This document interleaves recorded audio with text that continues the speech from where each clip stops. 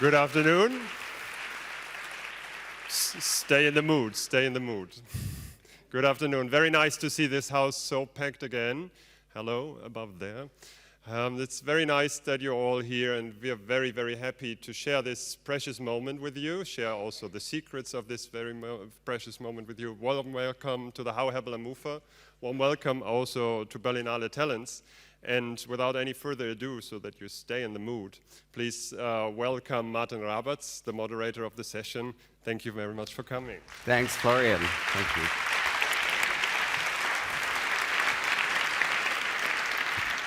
Good evening. Martin Rabatz from the iFilm Museum in Amsterdam, and totally honored to have Gus Van Sant with us. And, introduce you to a man who has the courage to do that. Drugstore Cowboy, Malinoche, My Own Private Idaho, To Die For, Good Will Hunting, Jerry, Elephant, Last Days, Paranoid Park, Milk, The Sea of Trees, and now in Berlin for his latest film, Don't Worry, He Won't Get Far on Foot, the rock star of contemporary cinema, Gus Van Sant.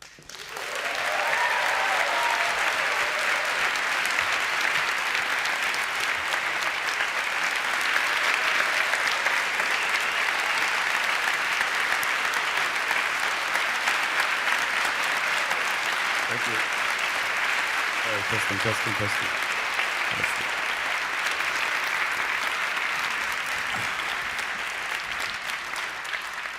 Coming from Portland, I probably should have been specific and said the grunge rock star of cinema. Gus, welcome. We have about an hour to talk about, your body of work, the way you approach things, the choices you make, the choices you don't make, and then there'll be a Q&A towards the end. So please, as we go through this, just come with the ideas and questions. And also, balcony 3 up there, hello. So far up, okay. This time this is titled A Place Like Home. Your characters seem to be constantly searching for home or failing to find home, but you yourself, just a précis of who you are. You were born in Kentucky. You moved around the States, I understand. Your dad moved in different places, but you went to high school in Darien, Connecticut, which in 2018 was listed as the wealthiest city in the USA. The highest, the wealthiest city in terms of the residents there and their incomes. Now, okay, if you'd been visiting schools in Darien back when you were in high school, say casting something like Last Days, and you'd met you, who would you have met? Tell us a little about you as a teenage kid. Back in the day, Mm-hmm. in the 60s. Yeah. Who was that teenage guy who's... Very sheltered. We had moved around, my family moved around. Since Kentucky, we had moved to Colorado first, Denver, Colorado, a suburb. My father was a traveling salesman, so he sort of worked his way up the company ladder. We lived in Illinois, California, and then finally Connecticut, and then Oregon after that. And if you met me back then, I spent about 7 years in Darien, Connecticut. It was always at that time, it was a very small town, 12,000 people. It was a vacation town of New Yorkers, so it was a wealthy vacation town. Further out was Newport, which was was not. It was even like more illustrious vacation town, I think. But we were always like scholastically, or I think community-wise, like similar to Beverly Hills or someplace like that. Right. Who would you have cast yourself in Say Elephant? Which of the groups of the school? Oh, The geeks, the cool guys? Oh, I know, the secrets. Okay. But then, okay, so I think you went... I was all of them at some point. In some way or other. Ended up going to Rhode Island School of Design, RISD. You studied painting. You'd been exploring cinema through Super 8 filmmaking, but you committed to major in cinema. What was it that painting lacked that cinema had that drew you across that line? Well, like back in this community, Darien, there was a very influential art teacher named Richard Levine, who was in 1962, which is when I think I first attended school there. I was in junior high school. He was an out gay teacher in 1962 in this very conservative community, and he was getting all the students to get very excited about visual art, and so there was sort of a club that would stay afterwards. They kind of the kids kind of rallied around him, and so I was painting. He was painting as well. The teacher, Mr. Levine, would be painting in class while we were in class. So we saw him painting, and it just sort of made us want to do what he was doing. We were making posters and doing a lot of different types of visual art. Meanwhile, there was another teacher, David Sohn, who was an English teacher, but he was very into showing us film, because I think he thought of film as, Marshall McLuhan-esque, like the literature of the day. And he was showing us short films. He showed us Citizen Kane, of all things, and which was very influential, and a lot of short films from the Canadian Film Board.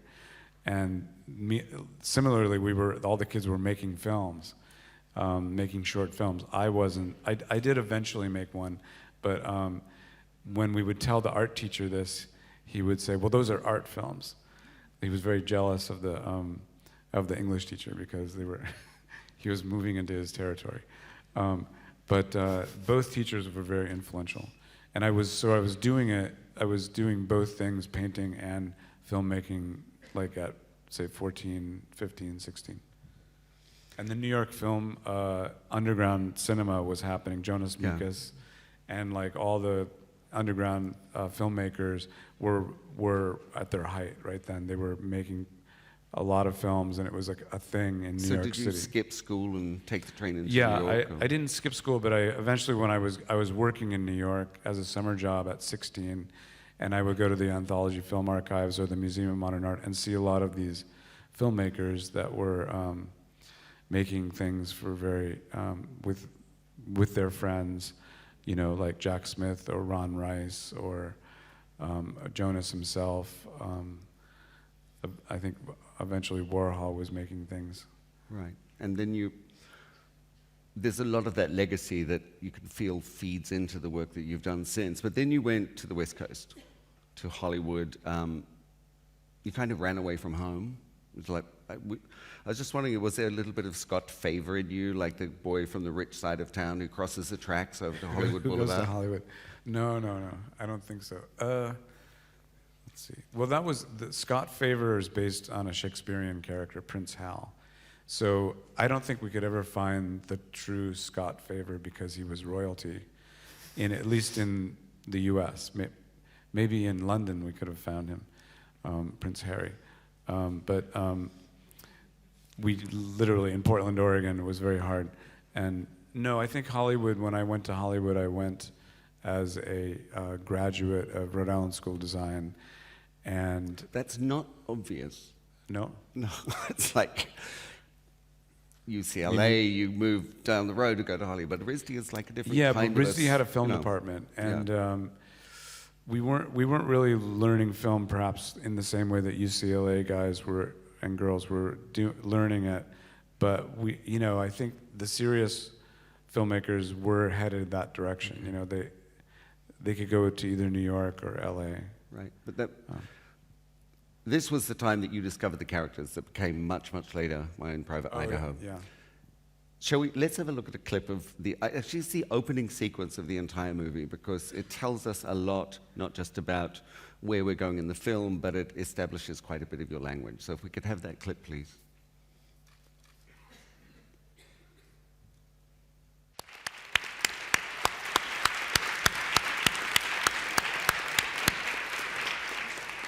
So you presented that film in Venice as a world premiere. Yes. And that house crashing down in an inexplicable way was like an explosion of a new kind of cinema for me when I saw it. The avant-garde had sort of crashed into something that was much more mainstream. At that time, did you know how much you were changing and giving permission to filmmakers to do things that were unexpected? Because that house is like, see it in my memory as being like a turning point moment in our contemporary cinema. Yeah, I mean, I think it was coming directly from those filmmakers I was watching in New York. Also, I think it was something we were doing in the editing room with, we had a whole bunch of different things that we had shot, intending it to be something other than what we sort of ended up. We sort of didn't finish the shooting, so we were using the shots in a different fashion than were in the screenplay. And so just putting it right in the middle of an orgasm, I think, was the maybe a choice I made. Like A serendipitous choice, yeah. Because the barn was very well done, and the other effects that we had done were very poorly done. So we only had the barn. It's such a great barn. You kind of wanted to keep crashing all the way through, but yeah, it just like went boom. You're watching something extraordinary. And in a way, after Malanoche, which had already, introduced you to the world, it was saying, yes, I'm here, but this is the way I'm going to do things. I mean, it was a script that was written after working on it for, I don't know, a really long time, maybe 10 years or something like that, was a draft that was taking many different drafts and sort of boiling them down into one draft, which was actually quite short, but had all these different elements from the different drafts that were I was definitely doing whatever I wanted to do at that moment. Just, there's elements of, I think, probably Samuel Beckett and Sam Shepard, right, in the story, and then there's Shakespeare, and it's all kind of getting all loaded on mixed top together, of each other. yeah. It was a fusion of really disparate things. What about the clouds? Your signature, like white clouds going across a blue sky, is that what? In almost everything you've ever done. Those were coming from, I think, probably Herzog, watching a couple of different of his movies, Heart of Glass, and then there's also a lot of clouds, I think, in... But you've really made them your own. Like, I could see almost any film now, and there's a certain kind of cloud passing. I was like, oh, Gus made this. Yeah. Music videos. I had done a senior project in high school where we had a lot of clouds. In Oregon, you have a lot of clouds. And yeah, but not so many blue skies. They're moving quite quickly, so it's something you tend to shoot. It said you took 10 years to get from the idea to making the final version of Idaho. If you'd made that film at the beginning, 10 years, what kind of film would it have been? Because you were developing your language, you were developing your understanding of cinema. I couldn't tell you. It was in Hollywood. It wasn't in Oregon, the particular draft that I started, because I lived off of Hollywood Boulevard, and there were a lot of street kids on Hollywood Boulevard. As a screenwriter, you've written exclusively less of your work recently, and then you've also collaborated, evolved scripts on set with actors, with non-actors. Which do you prefer? The scripted, the non-scripted, the evolutionary works? You mean the ones without scripts? The ones that start without scripts and end up with scripts once you've worked with the actors. I mean, I think in the end, composed the I've figured that it's always a little more rewarding to actually write the screenplay yourself. In the end. I mean, after having done many different things and worked with lots of different outside screenplays that came from elsewhere, I think after all is said and done, the ones that I'm writing myself they're more solidly like rewarding in my own. That's interesting. Okay. What about the process then? Because when you were making things like Jerry or Last Days, and Elephant, you cast particular kids with particular qualities, and you evolved those scripts with them creating the dialogue. Is that a different kind of experience as a director? It's more like a theater piece or performance art that you film. So I mean, there were different ideas that came at different times. I think the Jerry being the first one was more actually the later concept. It was something that Matt Damon had mentioned at dinner, and Casey was also at dinner, and we said, let's get together and do it. And it was really like a story about two kids from Boston who didn't really, they weren't experienced outdoorsmen, and yet they went on this hike and got lost very quickly. And there was sort of a comic aspect to the idea. And in the end, one of the characters killed the other one in the true story. And there was a mystery as well, an unsolved mystery. And that being the first one, I think that we decided to do it very inexpensively. It turned into something that was a little bigger, but we were going to use just handheld video cameras and go into the desert and make this piece. And I thought it was going to be a little more like John Cassavetes' film or something like that. I wasn't sure. And Casey and Matt were improvising ideas, scenes, basically. And I was writing down the concepts. And we were actually typing a script at one point, which we kind of like left behind. But lost along the way somewhere. It was used to start fires in the cabin that we were renting, because we needed paper, and we inadvertently had actually burnt the script, the one script that we had, but thinking that it was in the computer, but the computer jammed, so it was like it's a whole story. But the other two films were Elephant being the next one was based on the Columbine high school attack, and it was something that was written out. I wrote out a piece that was about 10 pages long, which was more the motions of the kids in the school, and then the dialogue was improv'd by those kids. And we had Mally Finn, who was the casting director, and she was very good at getting the people trying out for the parts, getting them improvising, just sort of in a matter of a minute or so. She'd be in this very, very intense improv, and that encouraged me to sort of like, realize that the kids trying out, which they were non-professionals, could actually do that, and we just would tell them to talk about what, we would maybe give them something to talk about and an idea, and they would just go. So it was a little different than like the way Jerry. Right. The way you'd been working even on Jerry. So it was an evolution of that. But you had, a language, you had a story, the sequence of shots that are constantly tracking, the changing of time, interweaving that. Yeah. So even though there was this very improvisational experience going on for the actors, you had a much more like sharp hold on where you were going with the material. But still you didn't know quite what was going to come up. Right. We could add, we also shot in order. So by doing that, we could change the story as the evolution of the shoot could be altered as we were moving forward, because we were shooting like in order. We never really did alter too much of the story but we could. We knew that we could.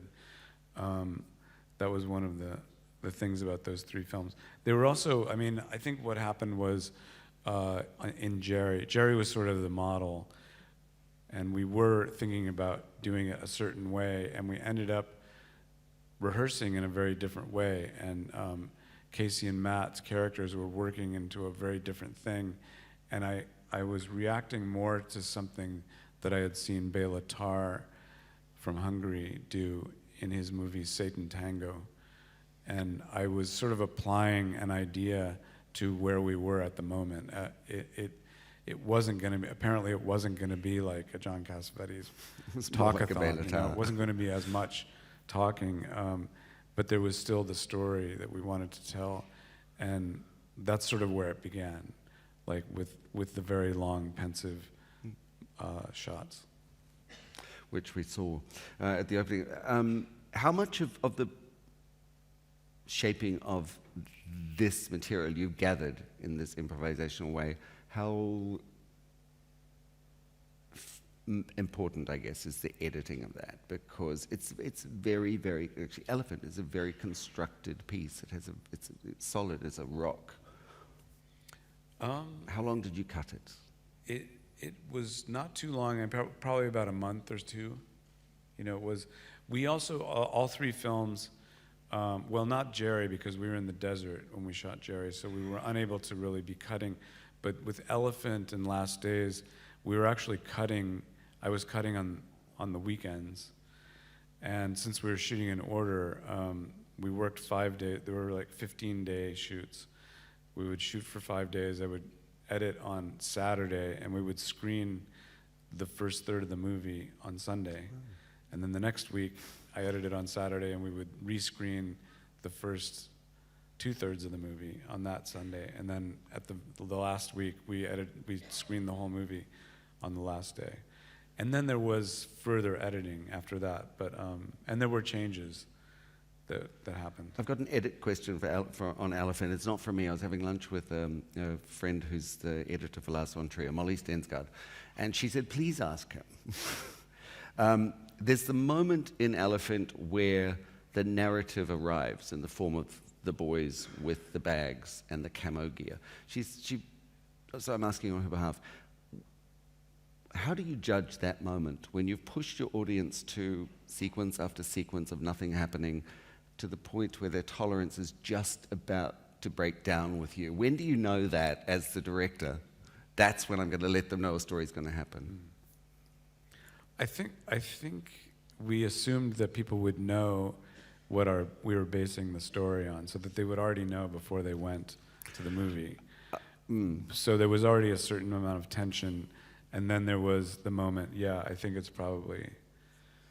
It's where the guys come with the bags and the dog jumps up in slow 25 motion. minutes That's in. Boom, that's it. Yeah. But it's quite a long way in. Yeah, it's longish. It's a bit like the opening shot of Jerry. It takes real courage, and it's almost like mesmerizing. It's like a snake. Bringing your audience so close to the place. Yeah, I think it was just probably the beginning of the second act, as they say. And it was written that way. It was written that way, so you felt it was coming. I guess that's the thing about Elephant. It's so seductively free-flowing but it's naturally incredibly managed. When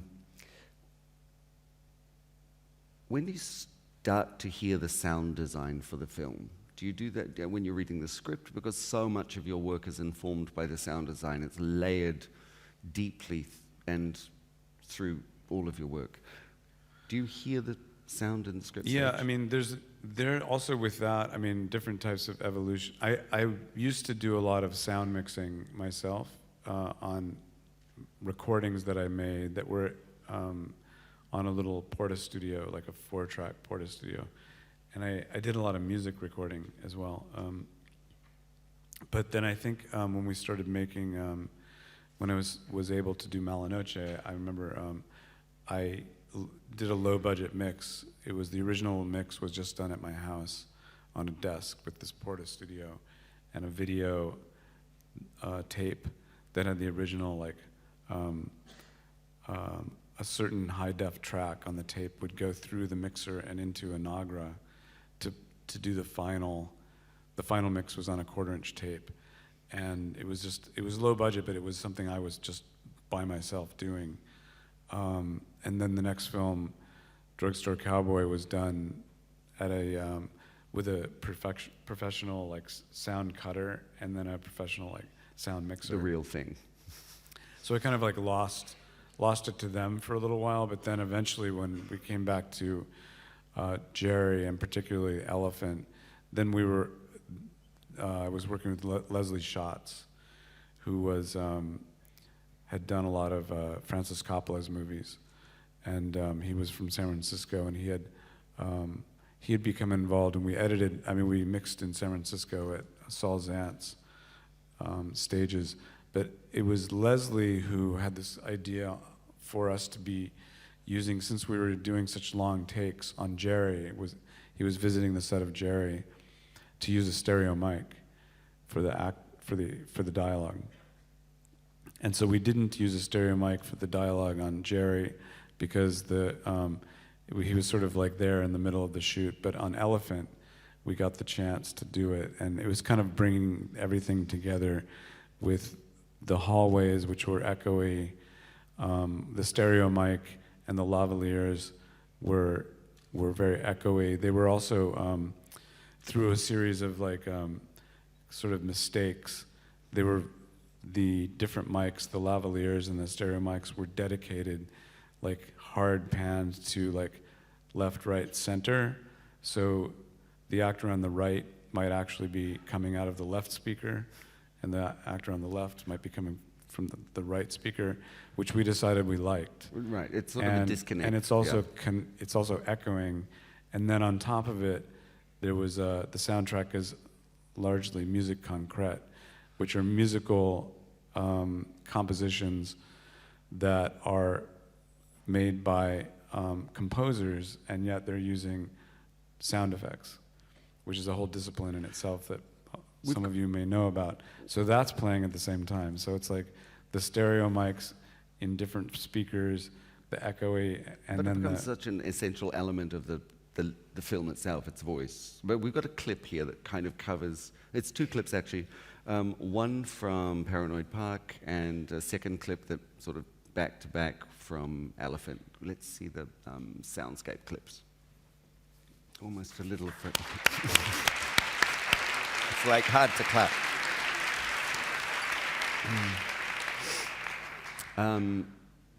I think that's Frances White. If it's not her, it's Hildegard Westerkamp.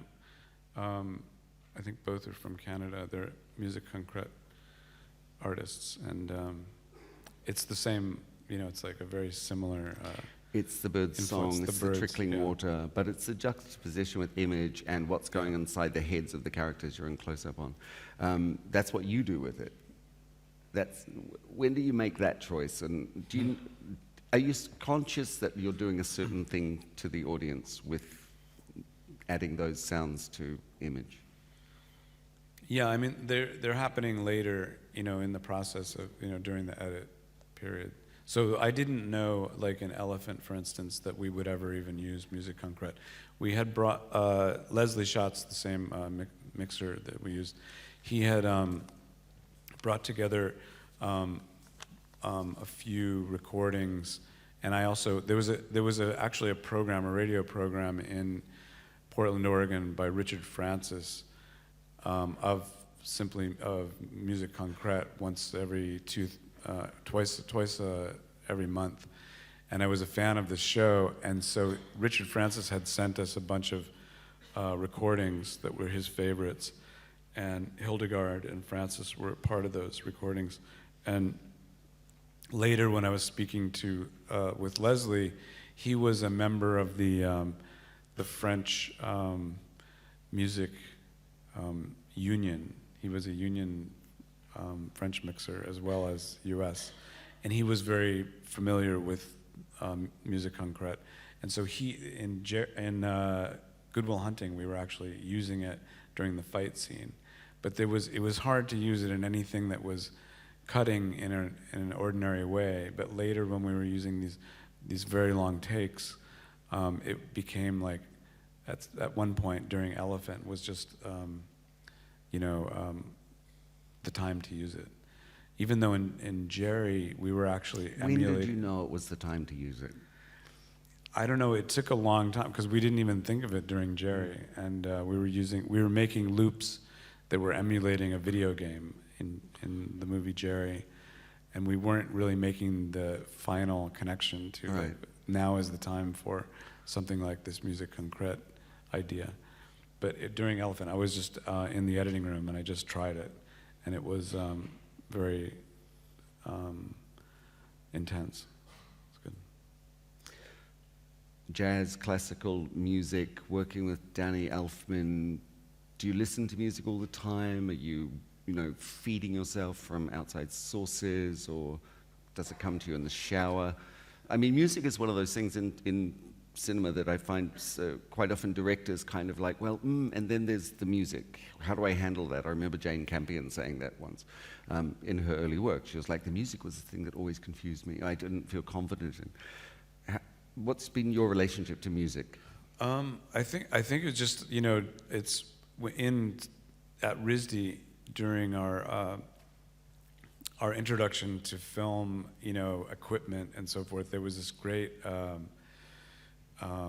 little sound room in our projection room that we had like a few different recorders, and some of the students were taking their favorite recording and playing it with their silent movie, and the speakers were very good. So all of a sudden, you had this amazing, whether it was a classical track or a rock and roll track, this sort of amazing film music combination where you were used to watching their film silent, and all of a sudden it would come to life with the music, and that was an inspiration for sure. But I think the decisions of which music to use in my films were, it just came from everywhere. In Mala Noche, it was one of our assistants had recorded some South American protest songs, and then also our sound person on Mala Noche was the drummer of the Neo Boys, which is a punk rock group.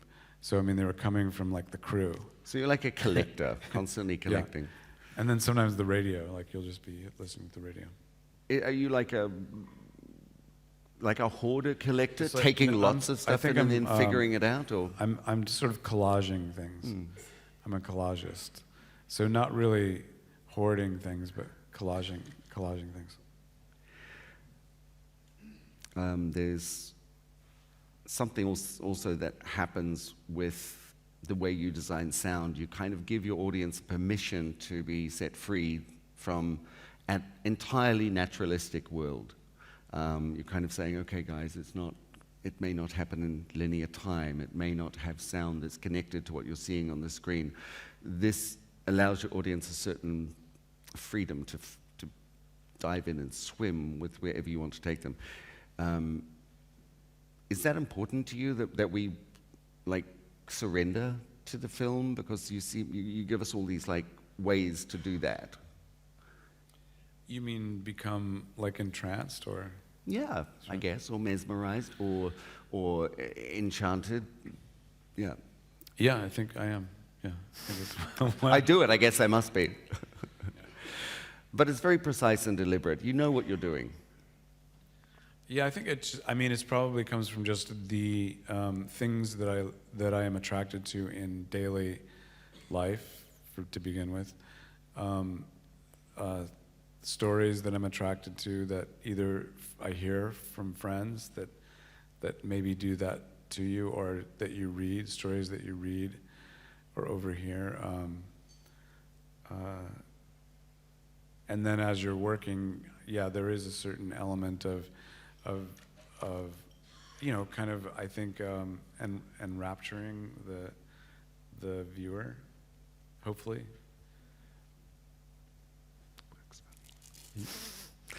It works for me. I was, there's another thing, you're a great lover of kind of old school cinema effects, analog stuff, flying houses from The Wizard of Oz, dropping into Idaho, and also in Drugstore Cowboy, you know, if you like, clumsily superimposed objects flying through blue clouds and sky. These are things, again, from another era, and I understand, of course, you've already said there's a certain amount of your fascination with this and the roots in the avant-garde from New York.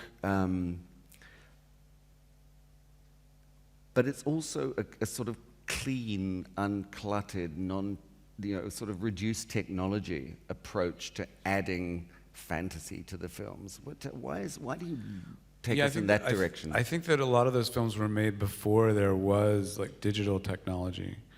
And also I think the original images of maybe even the clouds and things floating and the houses crashing were things that I painted in school. My first year at Rhode Island School of Design, I was thinking of majoring in painting, and I kind of bailed because the senior painting students coming back from their attempts to get a show in New York were so discouraging that I thought maybe I should major in something else. And film was like also another attractive thing for me. But at the time, I was painting in a painting class, and I was painting those images. I was painting things flying in the sky, and there were barns and houses crashing into roads. So they kind of came directly from the paintings. You kept hold of them. Yeah, they were just in my past. They're something that I relate to. Roads, houses. The house crashing is possibly like just me as a 6-year-old being told that we're moving from our house. And I didn't know what that meant. And on yet another road. We're leaving to go to some other city. Yeah. Was very strange and shocking and, disturbing idea. Have you processed that through the flying houses and the guns? I think it's all part of like that. Well, dealt with it now.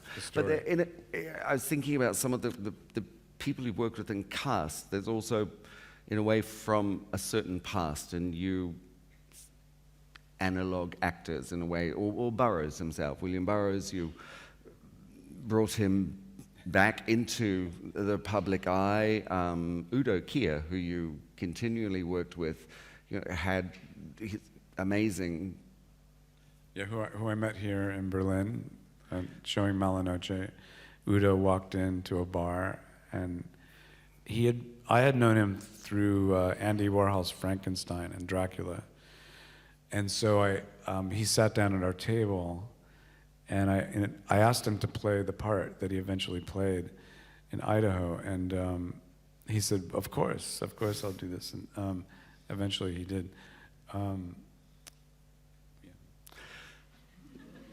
I was thinking of something else. You're going to tell us another Udo story? Or some other casting moment. Well, Burroughs, for instance. We've got a clip from Burroughs, so... Okay. Let's have a look at the Burroughs clip, and then let's hear that. Thank you.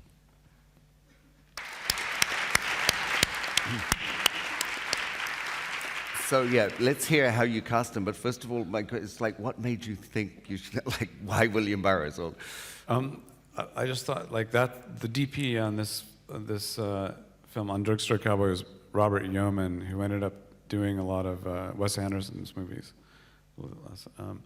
But Burroughs, there was a part, this is a story written by James Fogle, who was a lifetime robber and drug addict.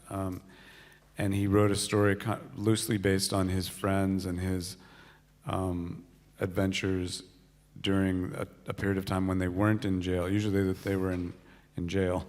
When we made the movie, they were in jail, and we visited them in jail. There was a character named Old Tom that we just thought Burroughs would be perfect. And I had made a short film using one of his short stories. So I had met him and was in touch with him and his assistant. I didn't know them that well, but I had done this one project. So we offered him the role, and he said he would do it, but he needed to shoot everything. He requested to shoot everything in one day. So we shot all of his scenes, which were like 7 scenes in one day.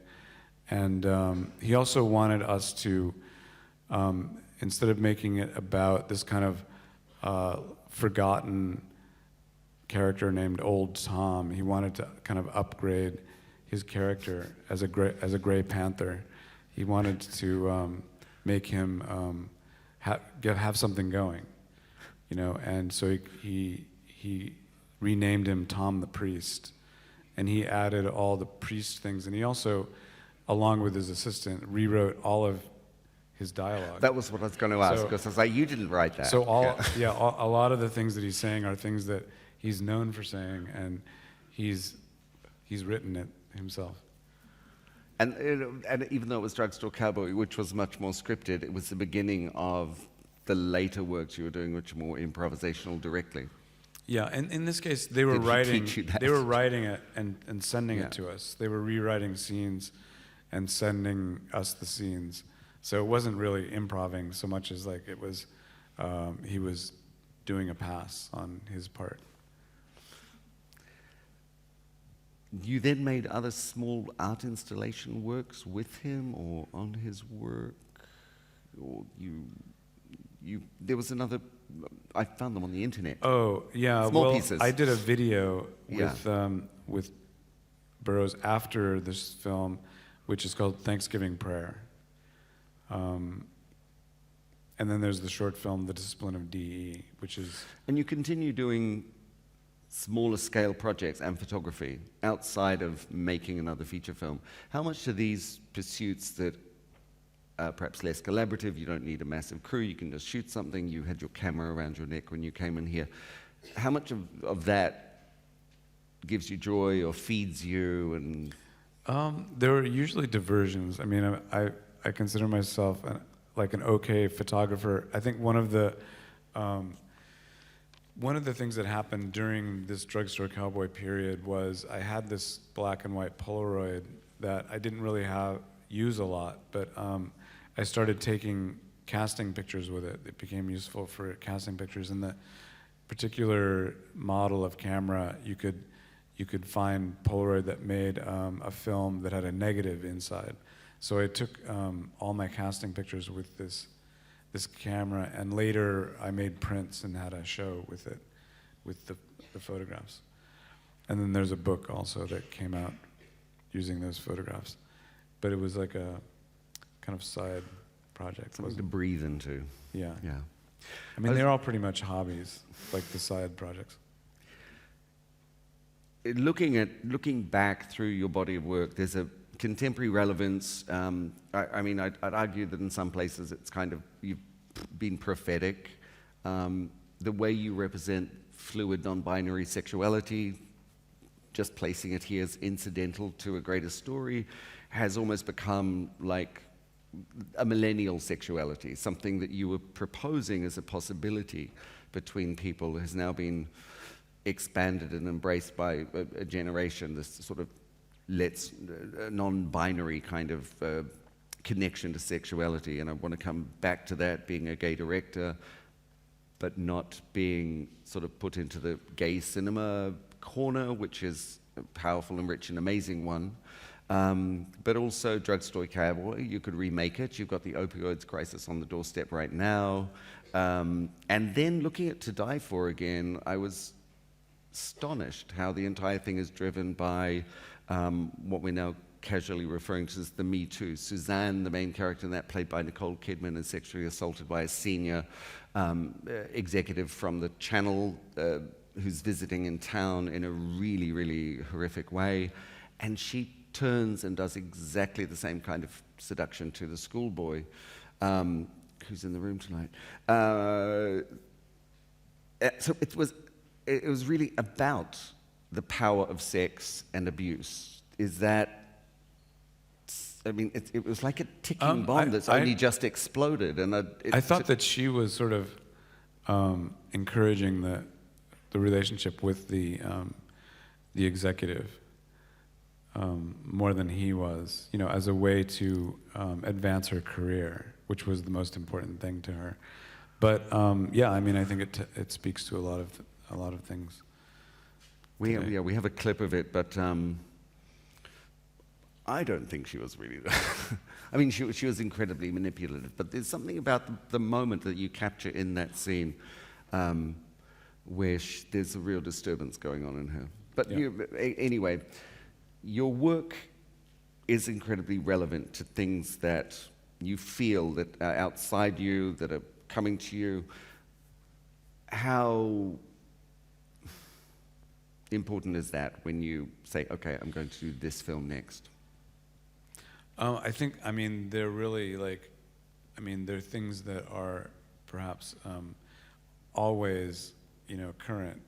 They're things that are kind of part of just the human condition, that maybe they become, in and out of relevance.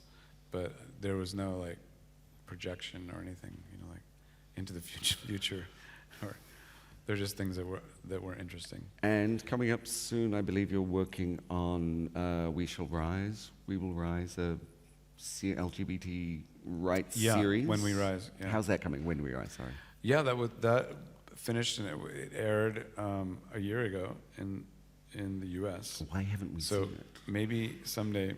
It's ABC, but I'm not sure why it hasn't been over here. I haven't seen it. It's 5 hours. Right. You're here, and you'll be leaving soon to present your film that is in selection, but we'll leave that towards the end. Right now, let's just open it up to questions for Gus Van Sant. Questions, please. And up there. I can't see anyone up there, actually. We have mics on each, just here. Could we have a mic, please?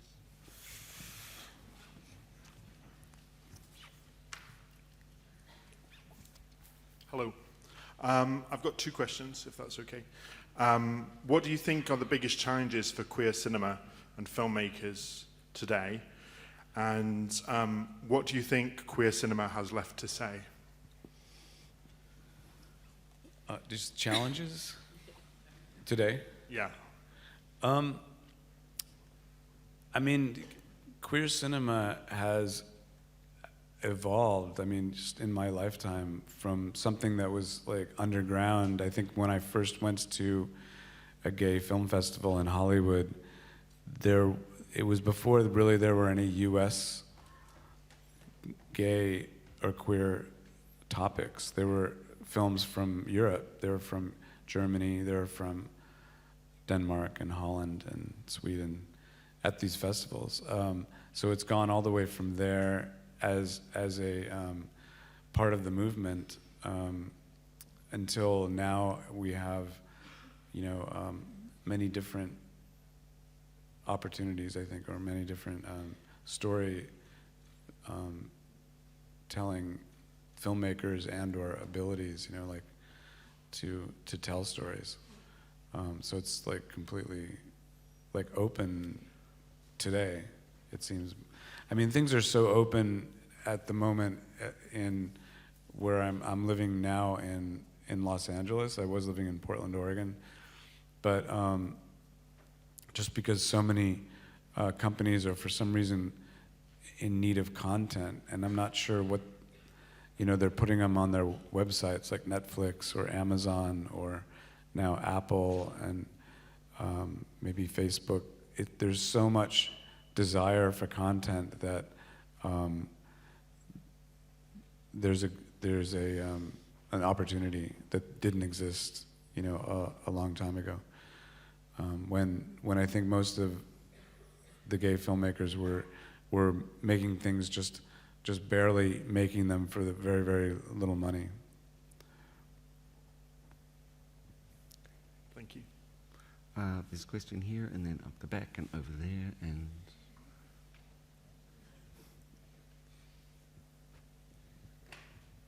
I would like to ask how, for you, is it to make independent or art house movies inside Hollywood, and also actually kind of working with big names and people in Hollywood? Yeah, I think that I started with Malinoche being my first film. This was the first festival I came to in the Panorama section in 1985. So this is my first festival. And with that movie, I was trying to get the next one going, and I had Drugstore Cowboy was one of the screenplays that I had developed. And it was a gay film festival in Los Angeles that I actually sort of got exposure to the Los Angeles crowd, including a Berlin filmmaker, Christoph Eichhorn, who's also was an actor and is an actor and a filmmaker, who introduced me to his agent. His agent saw my movie. I gave him a videotape of it. It was screening at the LA Gay Film Festival, and it was selected for an LA Film Critics Award because of that screening, which all of it kind of like was, I forgot the question now. Let me rephrase it. It was, if you're going into a studio and you have a sort of a Goodwill Hunting or a Milk scale of film to make, are you a different kind of director who goes into pitch? Is there a different Gus Van Sant that goes into the meetings than the one when you're needing to finance Last Days or Elephant? I think pretty much everything is based on like their evaluation of the screenplay and the and whatever else you can. But how can they know what you're going to give them? You're a chameleon. It's like it's like from Goodwill they Hunting don't, to and I actually don't Jerry. A lot of it. I usually am making my own things. Yeah. And people are hesitant with It's me. like, oh God, what's it going to be this time? Yeah, exactly. And they're afraid. I mean, I think everything works in averages in Los Angeles. So I've just barely even noticed it now, and I'm 65 now, so I'm like very late in the game, realizing that, you know, all the way through, I wasn't really concerned whether I was writing the screenplay or not. I wasn't concerned about whether I got a producer credit or not. But it's the only way that the business side of Hollywood can actually see what you've been responsible for. So when, like, Good Will Hunting, which I did not write and I did not produce, is the movie that makes the huge amount of money, and that's like my biggest playing card, there it works against me because I'm not one of the producers and I'm not one of the writers. And, you know, they only can really base their decisions on your record, which is on IMDb. So the takeaway is get the credit. The takeaway is, like, just be careful, I guess. I wasn't very careful. I mean, I'm not sad about it or anything or disappointed about it. I've just started to realize, oh, this is what they're looking at. You know, like if I'm proposing that I write the screenplay for, which I did for, and I forgot the name of the project now. It was a bigger. Don't worry, they won't get far on foot. No, that one was very independent. That was very outside. But there was a Brad Pitt vehicle for New Line, and I did write a script. But also the Nick Sparks from The Notebook wrote a version as well after, and I thought, okay, between the two, they're gonna pick Nick Sparks because he has the track record, and my track record was maybe adapting Drugstore Cowboy, but those films were like making smaller amounts of money. So I guess maybe it's probably important to try and get the credits that you perhaps deserve, which I never really bothered with, like, worrying about credits. I still kind of like don't really want to be worrying about credits, but it will work against you in the end with the business. Do you have like management around you? I remember we were in contact once, like 20 years ago, and I used to call your dad. It's true. Yeah, at that time I had an agent, but not a manager or anything. There was something about accounts, we needed to pay you something, and it was like, oh, call my dad, he would email me. My dad was my business manager, yeah. And still no real big management agent, obviously, so you... No. Yeah. But I mean, you know, that's a question, you know, like I guess it depends on how serious I want to be, or one wants to be in the business, you kind of don't want to have too many people talking you into things, because then you're bound to say yes, and once things start going in a certain direction, then that's what you'll be doing, like whatever it is, and you might not really want to be doing some of the things that the management might want you to be doing. I mean, if you do, and some people might want that direction, I've always kind of liked the idea that I don't have, I'm coming up with my own stuff, usually.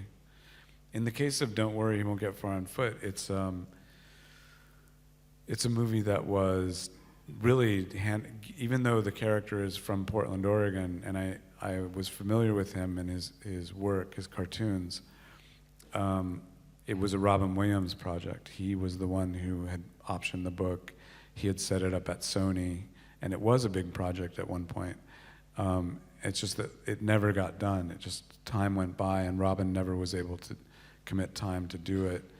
And or maybe there was other things involved. Maybe the studios and or his managers thought this isn't the right thing for you, or our screenplays weren't good enough for them, or whatever, but it never got done. And finally, Robin was gone, and Sony was saying, we still have this project. So I kind of went back and I did write that one myself. And I wrote it myself, I think because I had been not writing them, and I realized there was something, that I was missing.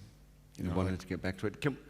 Is it easy enough if we go to the trailer for Don't Worry? Could you play that now for us? Just so you guys know what we're talking about.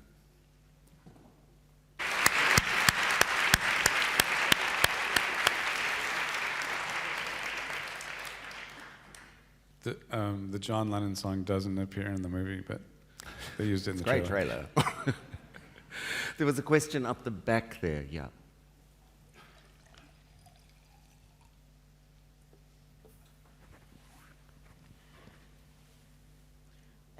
Is there a possibility to get somewhere your short film Four Boys in a Volvo, because I'm searching it for years and I can't find it nowhere, and I urgently have to see.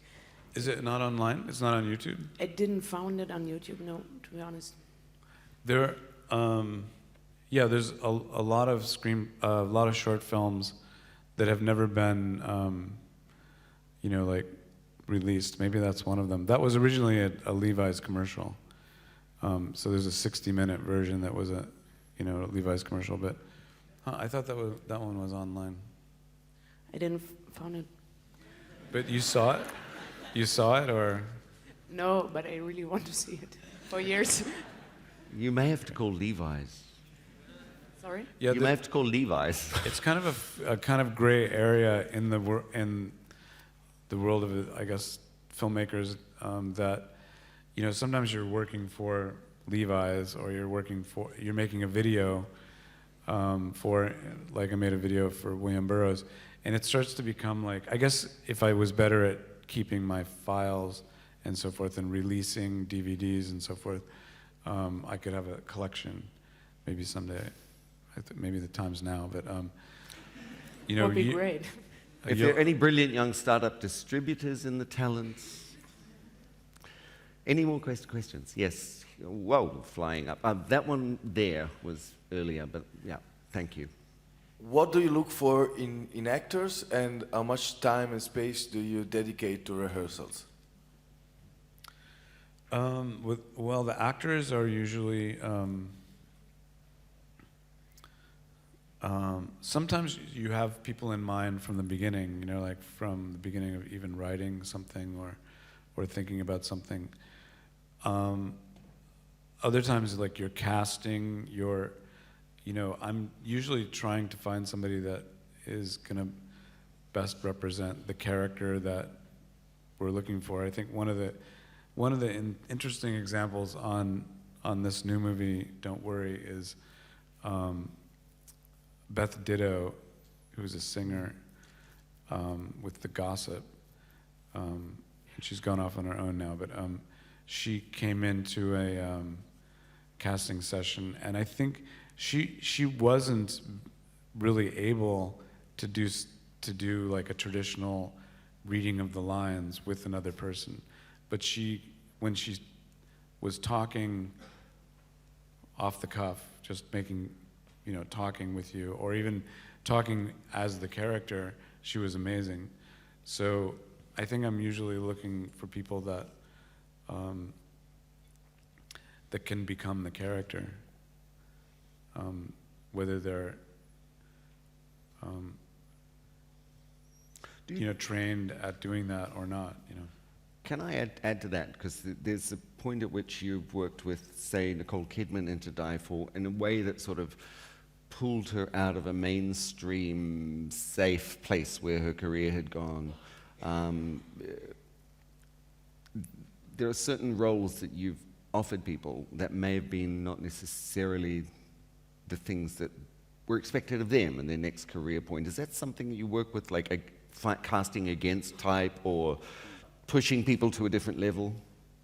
Yeah, I mean, sometimes if you cast against type, sometimes that's the thing that makes it seem like it comes alive. It's kind of amazing, yeah. In the case of Nicole, we were thinking about using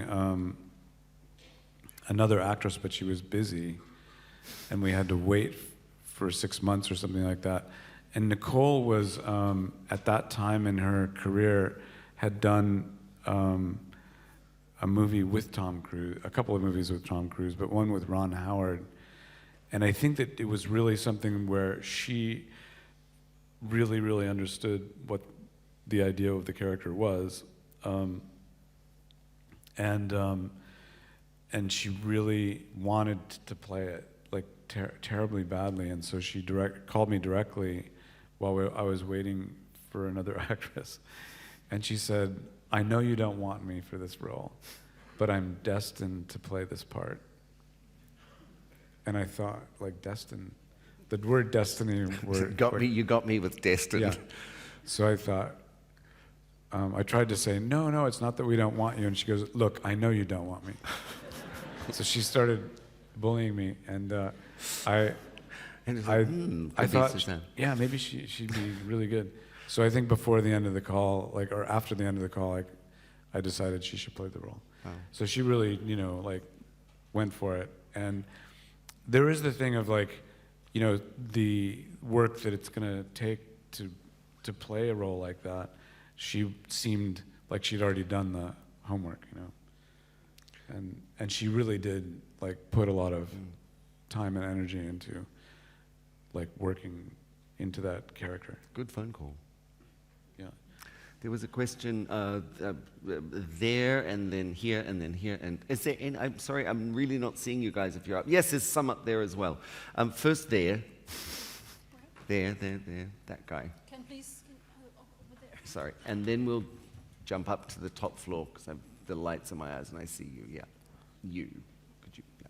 But wait. Yeah, hi, Gus. I have a question. A lot of your movies seem to be stories involving young people and people in their teens or early 20s. Where does your fascination with this age group come from? I'm asked that question a lot. I can never really answer because I don't really think I'm aiming towards an age group, and whether or not all of the films really do or not. I think it's for storytelling, it's sometimes like an age of discovery, and so you're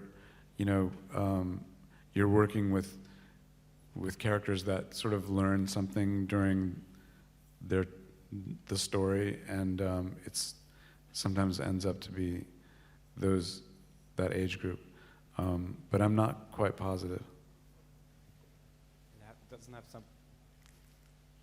Does it have something to do? Can you hear me? Yeah. Does it have something to do with your own period in life in that sheltered town? It could be, yeah. It could be totally me. It's just stuck in that age, which I probably am. We're still waiting for the rite of passage to happen. Yeah, that I relate to. Yeah, it could be. Thanks. Let's have the question up there on the third floor. Hello, Gus. I have a question about Russian cinematography. Are you interested, and do you know something maybe maybe even about Soviet cinematography? And would you put anything about Russia or Russian character into your movies? Thank you. Are you an actress? Yes, I am. Oh. And I'm from Russia. Thank you. Yeah, I think that Tarkovsky, hugely influential. What other Russian filmmakers? I mean, Russian cinema is very, very strong and I think an influence. I've been to Russia, I think 3 times, St. Petersburg mostly, and I have some friends there, but I've always thought, yeah, Russia, because of the northern lights, because in the summer it's light all day and the light is quite low in the sky. It's very beautiful in St. Petersburg. But maybe someday. The light's good, just still looking for the story. But he takes stories from anywhere, so maybe it's landed today. There were more questions. Oh, there's a question here from this man with the thing in white pocket in his check shirt. Over here, in the middle. He's been waiting. It's like a second part to the last question. You have a very distinctive visual style and language to your films, and with your background in painting and art, your interest in photography, how do you go about choosing a cinematographer for your films? And have you used different cinematographers, or do you tend to use one in particular? Well, one of my original cinematographers was Eric Edwards. He was, we made films together in high school, and we've done, he shot To Die For. But during the period I shot my very first movie, Mala Noche, Eric was planning to do it, but he became unavailable partly because he had some success with a film called Last Night at the Alamo, an Eagle Pinnell film. That's right, the way to say his name. And he became unavailable, and I remember desperately needing a local cinematographer for Mala Noche, and we all used to process our films at a local film lab, and John Campbell walked in with a camera over his shoulder, like the local news was shooting film, and they would come to the film lab to actually unload the magazine of the camera and give it to the lab to process and put it on TV that night. And John knew about my project and said he wanted to shoot it, and he had perfect. He had his camera with him, so I thought, wow, since I need somebody and this guy wants to do it, I said, aren't you you're working obviously, and he's like, I'll take a break. I need a break. So it took a month of break. What about working with someone like Harris-Savides and then losing that man when he passed away, that talent who was a close collaborator? Harris he was Four Boys in a Volvo. He was the DP on the Levi's commercial, and I met him because I was again looking for a DP, and my art director had just worked on a different Levi's commercial in Czechoslovakia with Harris. And he said, he's really committed. I think you'd like him. And I was, not sure. And he said, he shot all Madonna's videos. She won't do anything without him. And I thought, she must be pretty discerning, so I should probably use him. So it was because of Madonna, I think. But in using Harris, we sort of found like a kindred background of what we considered like our favorite things, and we kept working together until he passed away. Now there's a cinematographer, Hoyte van Hoytema, who did Dunkirk, and my friends are always pointing out that Hoyte reminds them, and now I just did a commercial with him, reminds me now of Harris. So, and independently, he's from Sweden, but they have very similar tastes and working styles. So, in some ways, Netherlands. Oh, he's from Netherlands, but he lived in He did, Sweden. but he's Dutch. Yeah, Just he's- have to that's say right, he's that. Dutch. Got to say that, sorry. That's right. You may be related. That's true. But he's been interesting to work with, and you know, he's obviously Pretty good. pretty busy, so I don't know if I'll always be able to work with him or not. We have time for one or two more questions. Here. Here, yeah. Oh, what? And there. Okay, here and there. That's the last one. Sorry. Okay, so I'll be very quick then. Yeah. There are a lot of European directors going to the States, working for the States. In Hollywood, have you ever thought of coming to Europe to work? Yeah, I have. I haven't made that move, but you know, I think it would be amazing to do something in Europe. I just haven't done. I shot a little bit in Rome. Part of my own private Idaho was in Rome, so that was kind of amazing. But yes, I have. Okay. Yes. Hello. Is it on? You got Hello? the mic, yeah. Hello. Okay. Well, as you mentioned, it's a lot of new platforms for film and cinema, and I was wondering, do you feel like they are ruining the way we watch cinema?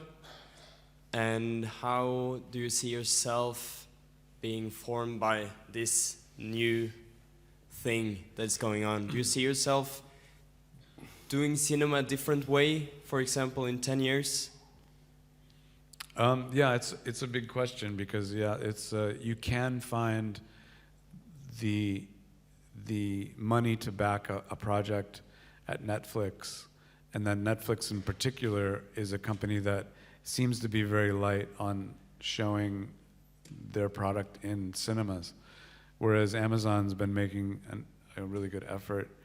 But yeah, it's all ending up online, and I really think, you know, just through the history of cinema, that a place like this hall here, whether or not it was originally a cinema or not, which it probably wasn't, but you know, was built around the technology of, you know, needing one, you know, the one print and one projector, and you needed everyone to gather around, which is really a nice way to actually see something together in a big group.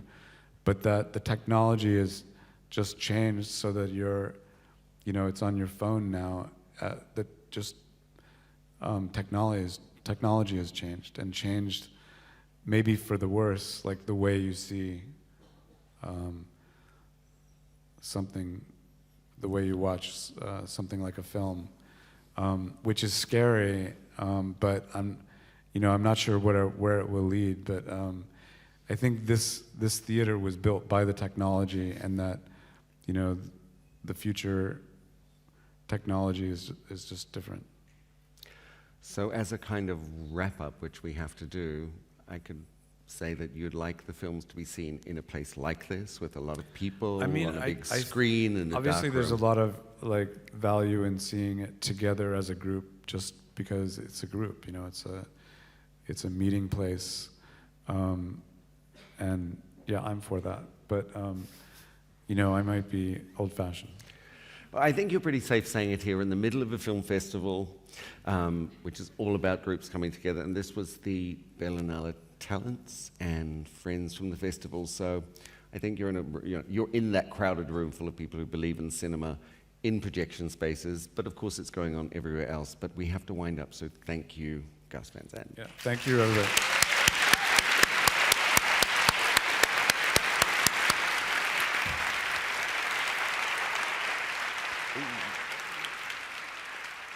I think we go this way, but take a bow.